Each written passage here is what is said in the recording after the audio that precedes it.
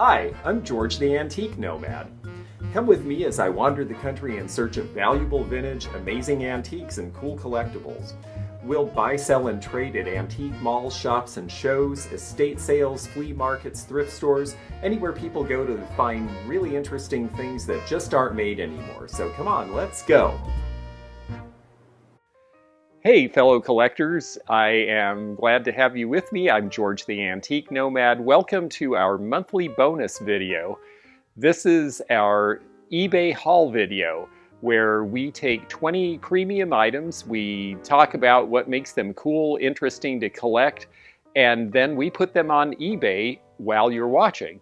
If you're a level 2 member, that is, because the level 2 members get first access to this. We put the listings link will be dropped into the chat as the items go up for sale. They go up for sale live as we're talking about them.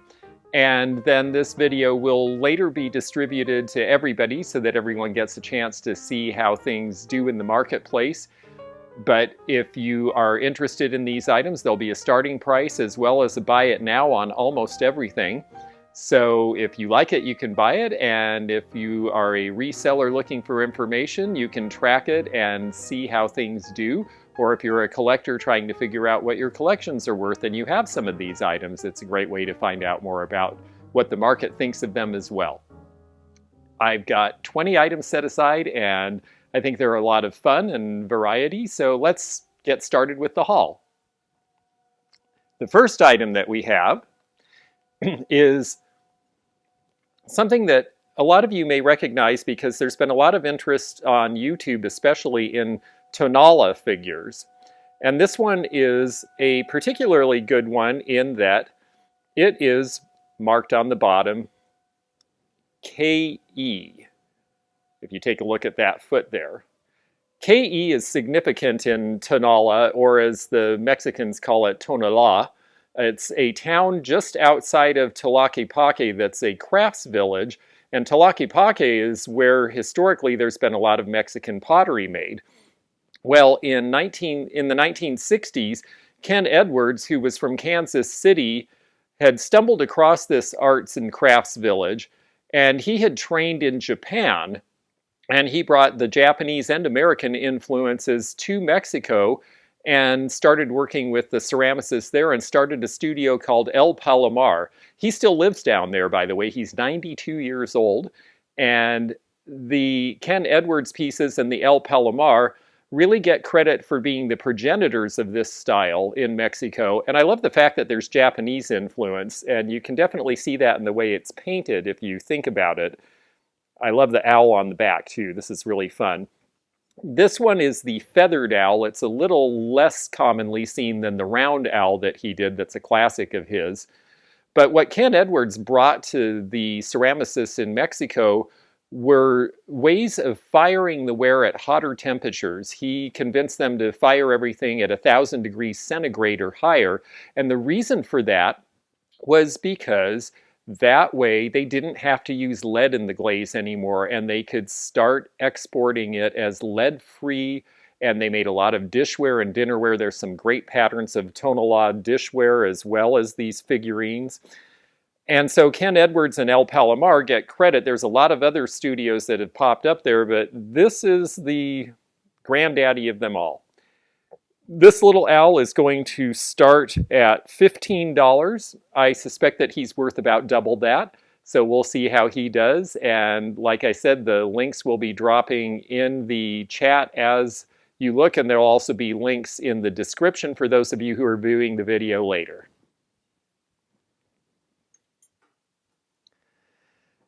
Now, the next piece I want to show may be familiar to you folks because it is one of the most widely collected and widely distributed elegant glass patterns of the elegant glass era. This is not elegant depression glass because this pattern is Fostoria's American pattern, and American came out in 1915. And the reason that it was so well received and stayed in their line the entire time they were in production up until they closed in 1986, and then was reproduced as a lower quality version of this as Whitehall by Indiana Glass. The reason it has remained so popular is that it is literally cubism. The Cubist movement started with Picasso about 1910 and other adherents of the movement who really wanted to disrupt the flat planes of art and break up the surfaces and give them motion and vibrance. And Fostoria looked at the popularity of Cubism, which was absolutely modern and new when this line was originally developed, and said, hey, we can do that with glass. This was a huge departure from pattern glass that was made with fussy, frilly, curly-Q, Victorian-type patterns. This was absolutely modern and radical for 1915, and so modern that, like I say, it stayed in the line for decades, which is very unusual in industrial design, that something is that popular that it keeps being made for years and years. Well, in the 1950s, Fostoria was trying to modernize the line, and they came out with this piece, which is the Tricorn Bowl. So it's the three-corner centerpiece bowl. It's got 3 little feet, and this shape was definitely a 50s modern shape. It was well received at the time, and then for a while, Fostoria American collectors really eschewed this piece because it was a little more modern than some of the other shapes in American. And as a result, the mid-century modern people have started really collecting these and understanding what was behind them. And so this piece is really popular with MCM collectors as a result. There's a great website called FostoriaAmerican2056.com where you can learn all about this line and the various pieces. They made hundreds of different pieces in this line. And this particular one that came out in the 1950s, I'm starting it at only $9.99, but I believe it should sell for about $35.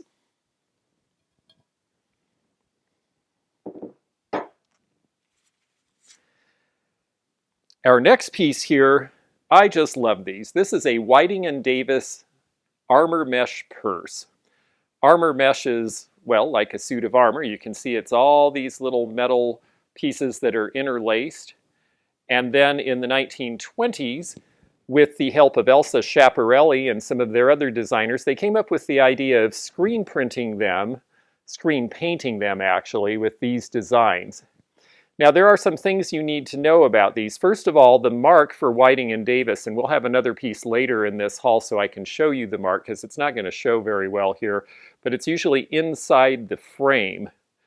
There were other companies that made these, but Whiting & Davis was the most successful, so successful that they are still in business today. And one of the reasons is that they caught on very early. In the 1920s, they had silent film actresses wear these and advertise them so that the flappers would get all enthusiastic about them. And look how they shimmy, just like a flapper's dress would with the fringe.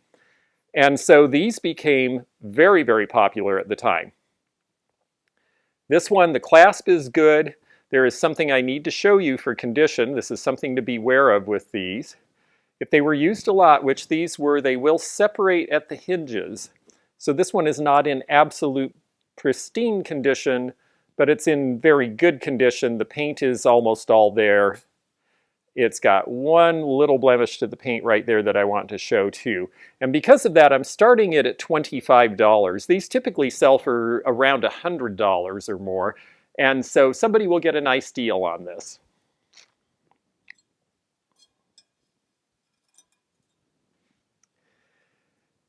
The next piece I want to show is a pocket knife. And this one says Snap-on. Snap-on is a tool company that has been very successful. It's one of the last, or perhaps the last, big American tool making company that makes most of their stuff here. They do not have retail locations. They are professional tools, and so they bring them to their customer because they figure their customer is a professional who needs that tool to show up right away if something goes wrong, if they break something, or if something is needed that they don't have. So Snap-on comes to you, and that's part of the genius behind it. This is a 6-blade, or 6 accessories, I should say, because we've got a can opener here, a screwdriver here, We have this that can also be used as a screwdriver and a can opener, and the large and small knife blades. This is in good condition, and it has another feature that I'll show you here, which is it's got a Swiss Army logo on it. This was done by Victorinox, and you can tell that by reading at the bottom of the blade here. I don't know whether that'll come in. I think it is. But Victorinox and Wenger were the two Swiss Army knife makers in Switzerland. They merged eventually. But Victorinox made this, and Victorinox at a certain point licensed their brand to an American company, and then they lost control over the logo. And so between 1992 and 2002, the American company did premiums for various companies. And so that's why you have the Snap-on logo on a Swiss Army knife. Now, eventually Victorinox got hold of the American company. They actually bought them out in order to get control of their logo back, and they stopped licensing these for advertising other companies' names. So you don't see the advertising on here, but I've seen various advertising on Swiss Army knives. Weyerhaeuser Timber Company had a bunch made. A lot of other companies did during that licensing period. And this one was Snap-on. I haven't seen any other Snap-ons for sale. I believe it's probably worth in the $30 to $40 range, but we are starting that one at $9.99. Our next piece here that's listing is this really cool hand-painted incised Parrot Bowl. It's got a nice little lid. It's all in good shape. It is by a company called Shearwater. I got this at a mansion sale in Atlanta, Georgia. They had several pieces of Shearwater pottery. This one has a nice mark that you can see, as well as an artist's inscription here. Shearwater is an interesting company. It was a family that moved to Ocean Springs, Mississippi in 1928. The parents were very artistic, and the sons followed suit, and the eldest son started the pottery in 1928, and then in 1930, in the Depression, his two brothers joined and they started making molded wares as well. Everything is hand-painted. They do not sell these wholesale to retailers, so you have to go to Mississippi to get them, and that's why a lot of people are not aware of Shearwater. But for those who collect, Shearwater is considered a very good art pottery, which is why it was found in a mansion. I don't see a lot of these pieces come up very often. This one has been discontinued. It is no longer in their line, and we are starting it at $49.99. I believe the value is around $100. And it was meant to be a cash pot. They did not make a creamer. It's not intended to be a sugar bowl, although you could use it as such. I'm pretty sure that piece from the design dates to the 1980s. The next item I want to list is this, and I'll step aside so you can see her better. This is the girl on the swing, or angel on the swing, because she has wings on the back, as you see. And you'll also see, if you look closely, in the mold is the impression of A. Moreau. This was Louis Auguste Moreau. And Moreau is one of the most famous French sculptors of the Art Nouveau era. Between 1890 and the time of his death in 1919, he made a number of different figures that are allegorical, meaning that they represent various emotions or human conditions. And she swings. It's important that they actually do move and swing and that they're not broken. This one's in good shape. Now, original Moreau's from the time that he was alive and casting can sell for $30,000. This particular piece, judging by the marbled base, is most likely to be a 1970s casting, and she's very well done. When I look at sculpture, I really look for the detail and to make sure that everything seems to be right, that it's well detailed all the way around. And if you're decorating a home and you like art, sculpture is not something to be overlooked. A lot of people think of art as paintings, and that's art to them. And, well, that's a wonderful form of art, but there's so much to be said for sculpture because you get this three-dimensional, if this was sitting on a shelf where you could see all around it, or maybe in a boudoir display, she's just very sweet. She's so sweet that she is one that we see fairly frequently. And so the value on this is probably around $50 to $60 online. We are starting this one at $29.99. Okay, so then we go from a fancy mansion in Atlanta to a shed in Kentucky where I rescued this. This is a Zenith Am Fm radio from the 1960s. Zenith nowadays is part of LG Electronics in Korea, but for many, many years it was the preeminent electronic housewares maker in the United States. And they were very significant. They were made in Chicago. Zenith was the first one to come up with portable radios. They invented the remote control for your television set, so you can thank them for the fact that you don't have to get off the couch to change the channel. This particular one, they had AM and FM because they also had one of the first FM stations. And that was a big deal. Not that many people got FM back then, but they really believed that FM was going to become dominant, which it has. And so for people who collect radios, these mid-century radios that have FM are desirable because they get that frequency. Now this one has a little blemish right here on the top, but the overall condition is good, and the important thing is it works. It has automatic frequency control, so it seems to stay on station very well, and it has a nice resonance to it. And we are seeing a lot of interest in these radios. The model number is on the back there.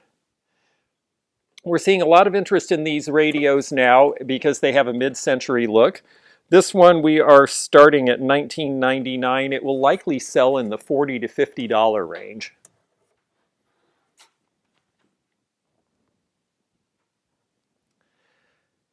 Now, I always like to have jewelry in a haul video, and particularly when we're listing for people to buy. So I'm going to stand aside so she'll focus. There we go. This is a lovely hand-painted portrait pin with the Madonna in the blue shroud, surrounded by faux turquoise.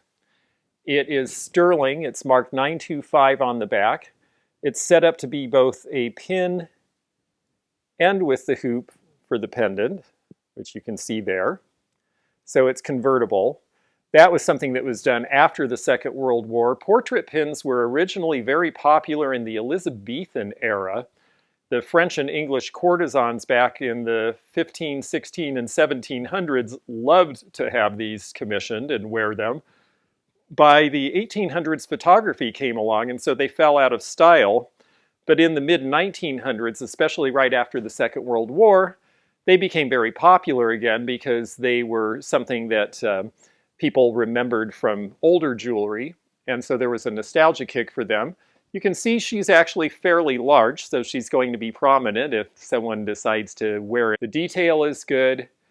She's starting at $49.99. I believe that she is Italian because she has the 925 mark rather than a sterling mark, and I suspect that she could sell for as much as $80 to $100. We will find out. Part of the fun of doing this for me is I get to experiment too and find what the online market is for things. I do a lot of shows and sell a lot at retail, and I have a sense of those numbers, but online sometimes can be more, sometimes can be less. So this is a good way for us to learn together. The next piece I want to show is this sweet little green parakeet. He's really nicely painted. I had a bird kick going today for some reason. I just think maybe it's because it's spring and we're seeing the birds returning to the north, and this one is especially pretty, I thought. This is by Bing and Grondal. It's got the B and G mark on the bottom.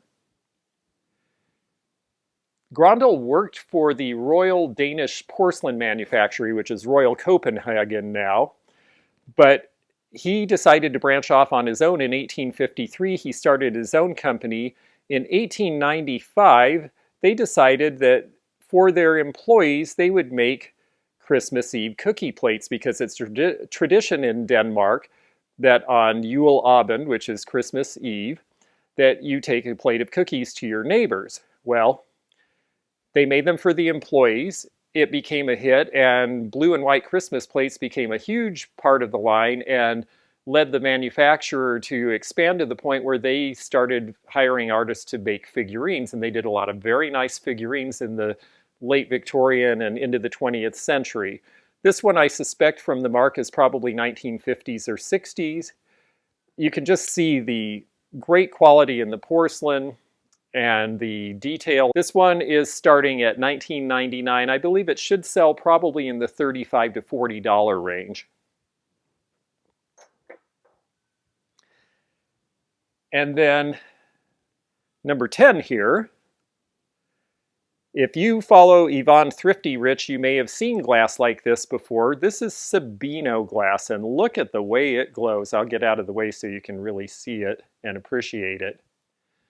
This one is really nice with the fire. It will be hard to see, but in the base is the Sabino France mark. I don't know whether that'll come in, but look at that great design. It's like peacock feathers when you look at it this way. Now, Sabino was originally a maker of lighting after the First World War in France, and then they started doing the opalescent glass for that. Opalescent glass is not where you apply a color to the glass, it's where you put in a chemical so that when you form the glass, the chemical creates these colors. Before the Second World War, the pieces had arsenic in them. After the Second World War, they quit using the arsenic. The earlier pieces have a soapy feel as a result, and this one does feel soapy, so this might be pre-war. And if it is, the pre-war ones tend to be more valuable to collectors than the post-war, but they're very desirable in any event. This particular piece is starting at $75. And my suspicion is that it will sell for somewhere in the $125 to $150 range. Sabino was made with the Sabino France mark impressed in the molded pieces, and then you'll see Sabino Paris etched into pieces as well. The production after the Second World War pretty much was all intended to be sent to the United States, and so that's where you find Sabino and Sabino collectors. You don't really see it in France, interestingly enough. When I plan for these hauls every month, I try to mix a bunch of things that are maybe a little more spendy, a little more exciting in with some things that are a little more accessible, and this is one of these more accessible things, but I think it's really fun. I'll have to stand back to show you the whole thing. These are Ronson Veriflame butane candles, and you can still get butane and fill them and use them just like this couple from about 1970, when this was made, are doing in this great graphic. Look at them having their elegant little cocktail party. She's got the beautiful red dress and the beautiful red candles to match. These particular candles are silver. I get the feeling that they haven't been used at all. It's the original box, and they just look like they are brand new. I just think these are really fun. They were supposed to be quite sophisticated in their time, and people are really loving these and the acrylic candles again, because they just have that look. They're perfect for that mid-century vibe, especially if you're living in some penthouse with a skyline view. Very nice. The fellow who made these was a guy named Ronson, and he dropped the A from his name to name the company Ronson because he thought it would be more memorable. But he was indeed memorable himself. He invented the first non-phosphorescent match and got a big award for that and was able to use it to start his company.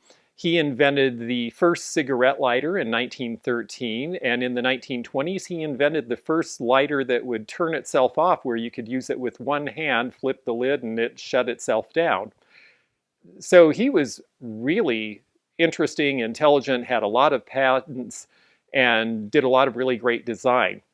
Eventually Ronson was bought by Zippo, and so you can still buy things that are Ronson label, but they come from the Zippo company in Pennsylvania now. I just thought this was really cool. The graphics are great, and this is going to start at $9.99. They usually sell for about $20.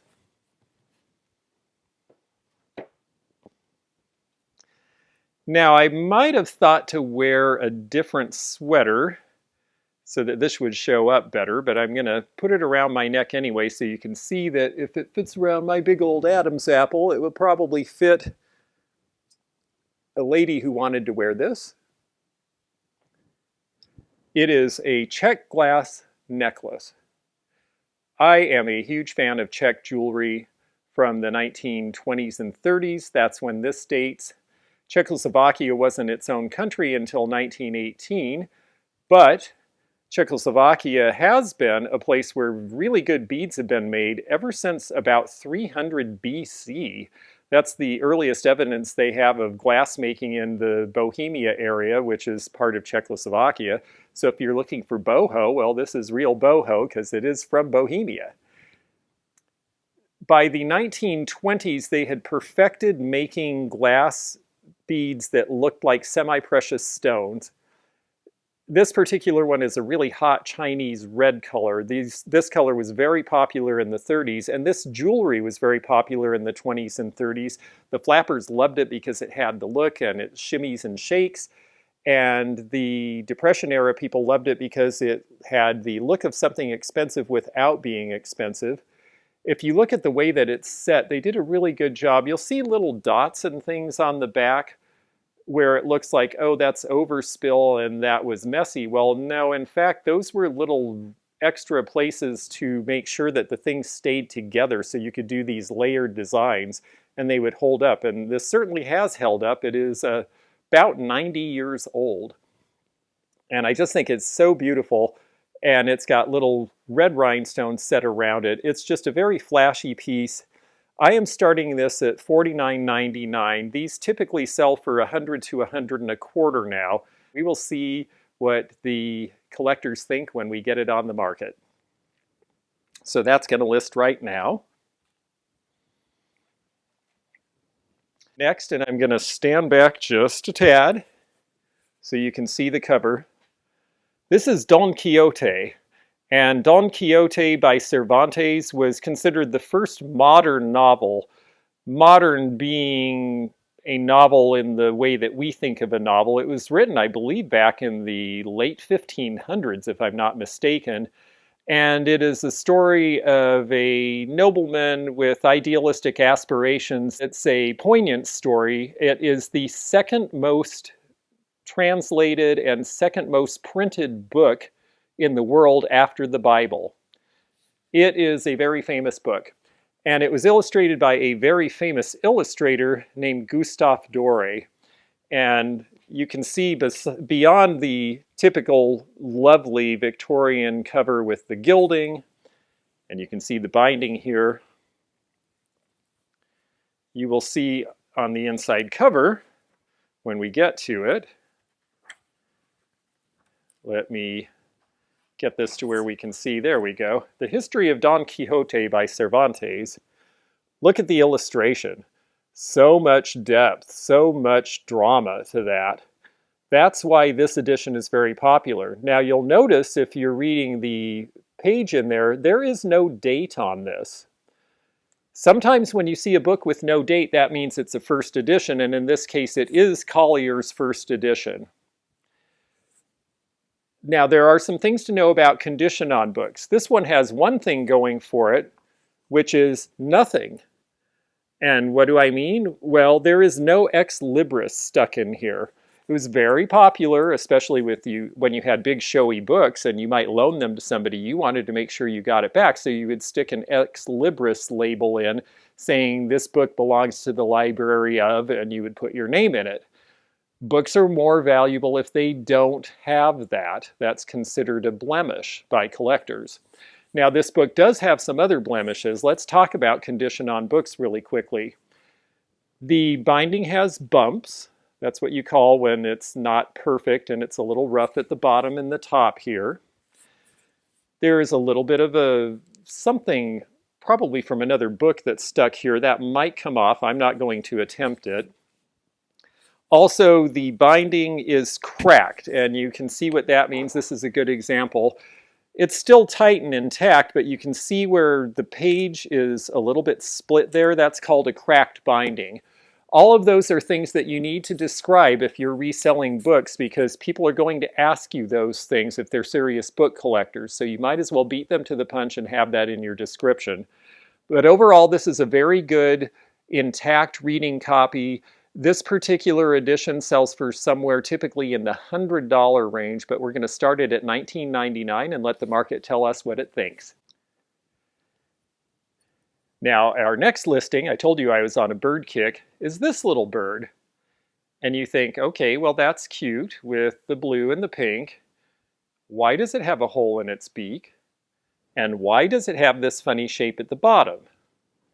Well, the reason for that, and you can see through to the top through the hole, this is a pie bird or a pie vent. And what that was for was you would stick it in a pie when you were baking it, and that way when the pie was cooling, the steam would come out of the top instead of creating bubbles and breaks in the crust of the pie. And these were considered essential for a lot of bakers. This particular one is from 1938, and it was a premium in Pillsbury flour. In the Depression era, premiums were big. You put a piece of Depression glass in a bag full of oats, for example, because you wanted people to buy your brand of oats.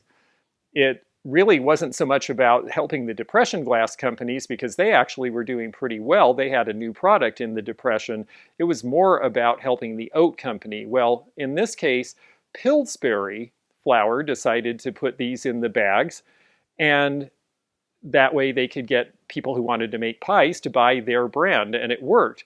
And they helped out a fledgling company that was Shawnee Pottery of Ohio.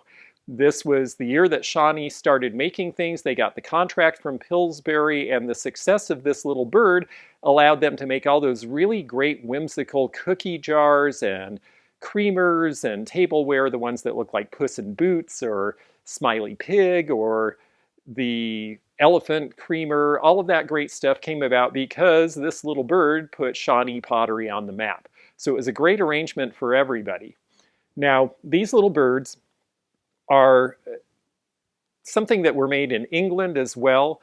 In the 1980s and 90s, they became very collectible. There's lots of different companies that made pie birds, and a lot of reproductions came out at that time.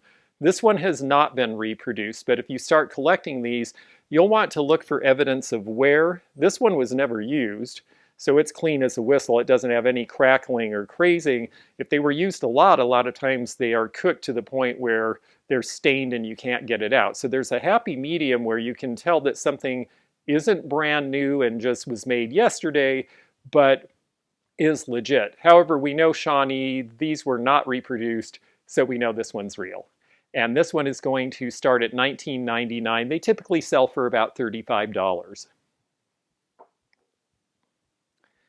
All right, I've got to stand back for this one because this is big. But let's start up close first with the back of the plate, because it shows the name Sascha Brastoff.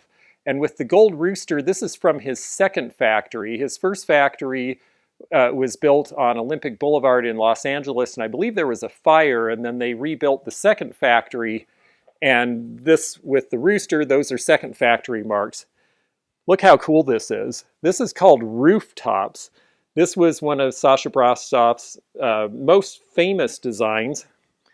You see his signature also right here, Sascha B.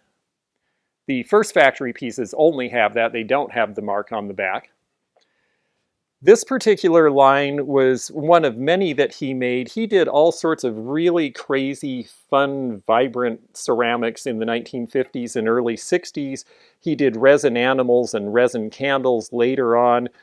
He was originally a window dresser for Macy's in New York City, and while he was doing that around 1940, he joined a group of ceramicists called the Clay Art Group in Greenwich Village and started learning about ceramics. Well, then he was drafted into the Second World War.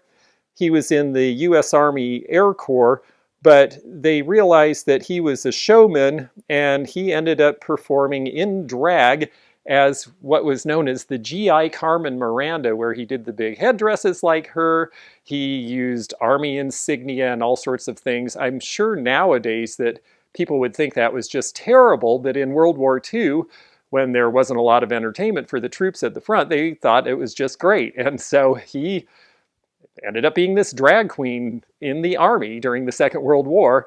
Then when the war was over, he attracted the attention because of his flamboyance and his designs of a couple of Hollywood set designers who helped finance his ceramic studio. So that's how he got started. The stuff that he made is just really fun. Mid-century modern collectors caught on to this a long time ago, so a lot of it's in collections. I haven't seen a piece this big in a long time. I'm starting it at $29.99 because the shipping's going to be expensive. Frankly, I'd probably get more for it if I put it in a retail location, but then I wouldn't have gotten to show it to all of you.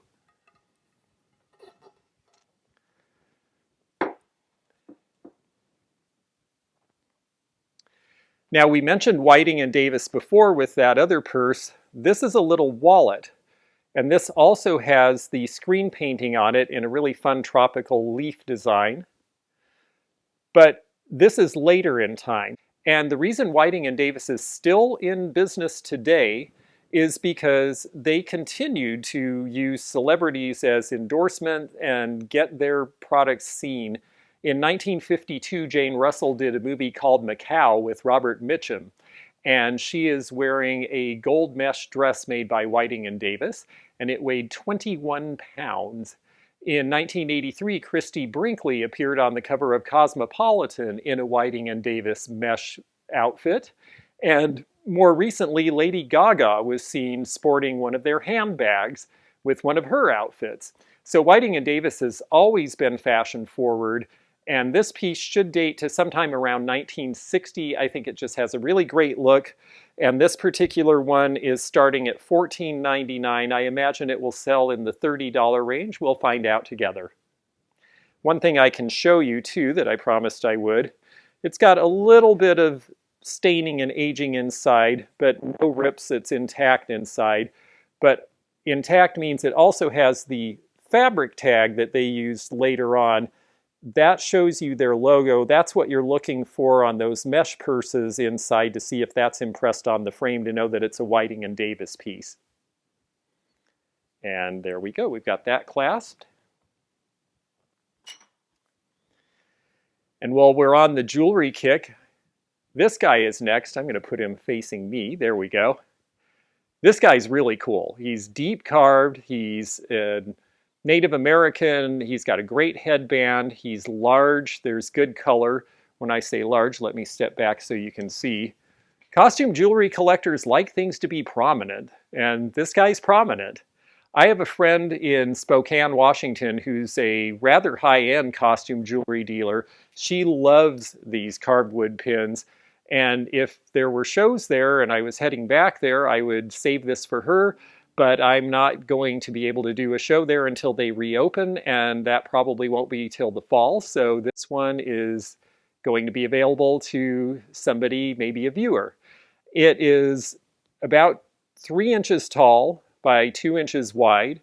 The only metal is the clasp, and the reason for that was these were done during the Second World War when metal and rhinestones and other materials were in short supply.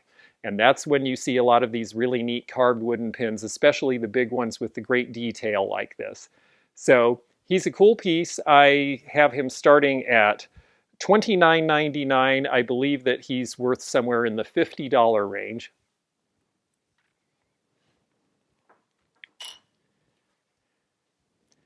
Now, it sure seems like I talk about the Second World War a lot, but there's a reason for that, and that is that the Second World War, as horrible as it was, also pushed a lot of technology forward. And one of the things they had to solve was the problem of what do we do with all these things made of glass when we have people shooting at each other and shrapnel flying around. And they came up, DuPont did, with a thermostatic plastic called lucite. And lucite, after the Second World War and during, actually, also became used in jewelry, housewares, lamps, tables, all sorts of things. And it carves well, and it can be put together into different forms pretty easily using adhesives like super glue. So it became used by artists as well. And this little piece is a sculpture of a steer. Oh, look, I have horns. I just think he's really great. Now, some of these are signed. This one is not. I couldn't find a signature anywhere, not on the base, not on any of the pieces. But I just love the eyes, and he somehow looks fearsome in his way. It's just really neat. You can see the construction is very good. So somebody with a rather great amount of skill made this piece. I wish I knew who. I haven't been able to find anything in research on this piece. It, in all likelihood, was made in the 1960s or 70s because it's got that stark contrast. And I am starting this guy at $29.99, but he ostensibly will sell in the $65 to $75 range. We'll find out together. Sometimes when I do these hauls where I do the eBay listings, it's fun for me to experiment because you and I get to learn together what the market is for certain things that maybe we don't have a ready buyer for in our circle or ready information. For the last two items, I'm going to have to step back because they're big. This is our penultimate item. It is bent wood, and it is a wall rack. This is Victorian, late Victorian, sometime right around 1890 to 1900. And all of these hooks fold out. You've got big ones for coats, you have smaller ones for hats, you have a nice flat presentation when you need it. A lot of these were used in lobbies or entryways to boarding houses or to offices, small spaces where there wasn't a lot of room. I understand that they use some of these sometimes on railroads as well because they could fold out of the way. They are very easy to deal with because they came with these nice eye hooks so that you can hang them right up. And the important thing about this one is it's all intact. The brass caps are in good condition and they are original. They fold both directions, which they're supposed to. Nobody breaks. That doesn't make a squeaking noise. They're easy to use. And the other thing that's great about it is that it's just in really flawless condition for its age. There is one point that you can see here, and this is the back side, where there's a natural knot in the wood, but that is just a flaw in the wood, and you can hang it either direction. So these are really fun. They could be used, in fact, I've seen people hang them so that if you have an open space, you can turn the hooks in different directions. I've even seen people use these to hang plants from. So they're useful and functional in a lot of different ways. It's just neat to have a Victorian piece that is this sort of caliber that is in good shape. I haven't had one of these in years because they're generally damaged, and I won't buy them if they're damaged. So this one is starting at $95. My hunch is that this will sell for somewhere in the $135 range. And that brings us to our last piece for this video. And when I say piece, it's actually 43 pieces of sterling silver. This is a sterling silver flatware set. I'm not intending to send it in the box unless someone who buys it really wants the box, because the box is heavy and there's already 3 pounds of sterling silver in here. I think that's enough weight to mail. This is a good pattern too. The reason that this is not going to the scrap dealer is because this is a premium pattern that people still collect. The gal that I'm helping with this got it in the 1950s as a wedding set. And this pattern is Damask Rose, and there you can see the rose. Damask roses are those ones that have all sorts of petals in a tight little round, kind of like a camellia, and they're very fragrant. It's what they make a lot of rose oil from. They originally grew in Syria and have been spread all over the world. They're marked heirloom sterling on the back. Oneida made these. And International Silver, I believe, also had this pattern before they went out, but Oneida is the company that we see it identified with the most. It does have the Damask Rose name on the back of the pieces as well. In the 1940s, 50s, 60s, it was very, very much the standard that if you had people in the family who could get the money together, you would register at a store for a set of crystal, a set of china, and a set of sterling silver, because it was assumed that new brides, new couples were not able to afford to buy these things on their own. Let's show you some other pieces while we're talking. This one's the jelly spoon. You can see it's a little different because it's got the little serrations here so that you can slice into jellied fruit or that sort of thing. This one's a butter paddle. But it was assumed that you maybe didn't have the money to get this for yourself, but a well-dressed home needed these sorts of things. And that was because people had bigger families, people entertained more, family would come to visit. You had these for everyday use or special occasions. Well, what's happened in the intervening time is that the world has become a lot more informal. And people aren't using these like they used to. And I have to say, in my opinion, it's a shame, because I think the main reason people don't use these now, and why so many are going to scrap, which means there's a lot less of them than there used to be, because the scrap silver then ends up getting melted, and most of it goes to China and India to make jewelry. So once these are gone, they're gone. The reason a lot of people don't buy this is because they don't want to polish. Well, here's the thing about sterling silver. I use it every day. I never polish it.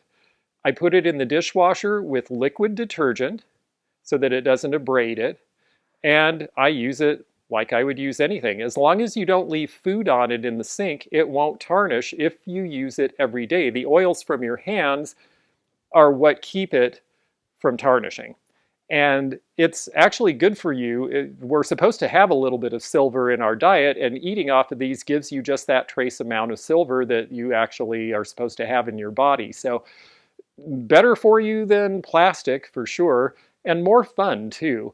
And this is a particularly good pattern. Damask Rose is one of the more desirable patterns, and that's the reason that I expect this to sell for more than scrap value, and I really hate to see it go be melted when we can sell it to someone who will actually use and enjoy it. The scrap value of the pieces by weight is about $850. I intend to put a $750 reserve on this, but my suspicion is that it could go for $1,000 or $1,200 for the set, because this is a desirable pattern, and we are getting close to June with June brides and Mother's Day, and those are two times when we see sets of silver sell pretty well. So I hope they find a good home.